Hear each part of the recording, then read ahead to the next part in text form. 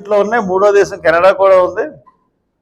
కాబట్టి భారతదేశ చట్టాలు వర్తించవు కాబట్టి ఇతను కట్టవసరం లేదని చెప్పి తీర్పిచ్చారు. సింగపూర్ అటువంటి తీర్పు ఇస్తుందని నేను అనుకున్నాను. ఉరి అమ్మ ఇది ఎక్కడ గొడవ అని చెప్పేసి అప్పుడు మళ్ళీ హైకోర్టుకి వెళ్ళింది ఓఎన్జీసీ, ఢిల్లీ హైకోర్టుకి. ఢిల్లీ హైకోర్టు నథింగ్ డూయింగ్, మీరు తీసుకున్నదే అని చెప్పి గవర్నమెంట్ డీజీసీఏ ఓఎన్జీసీ కలిపి 2.8 బిలియన్స్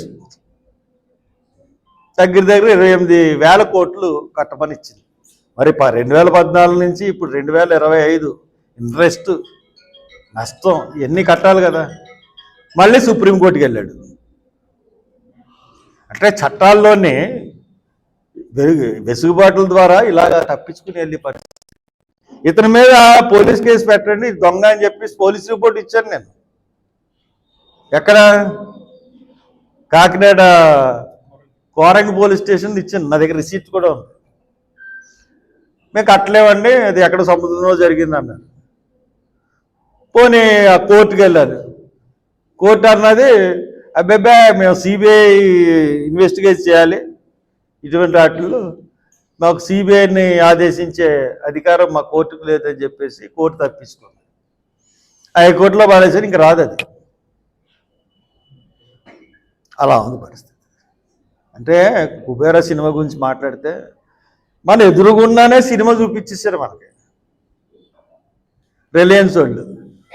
బహుశా ప్రపంచంలో అతిపెద్ద దొంగతనం ఇదే. అటువంటిది నేనండి 2016లో ఇచ్చానండి, 2015లో ఇచ్చాను. కావాలండి మీకు చూపిస్తాను, కోర్టు అన్ని ఎవ్రీథింగ్.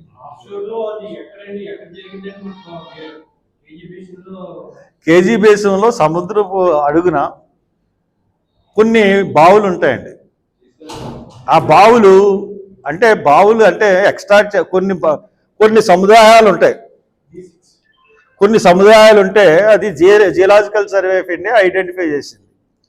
ఇక్కడ చమురు వాయువు, సహజ వాయువు చమురు పడతాయి. దాన్ని ఆక్షన్కి వేస్తారండి.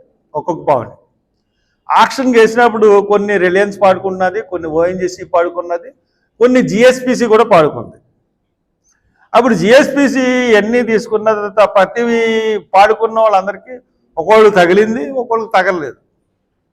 మన అందరూ కూడా పాల్గొన్నాడు, మనకు తగలలేదు. జిఎస్పిసి వాళ్ళకి తగిలింది. వాళ్ళు 5,000 కోట్ల పెట్టుబడితో వాళ్ళు వర్క్ స్టార్ట్ చేసి 5,000లోనూ 0.001%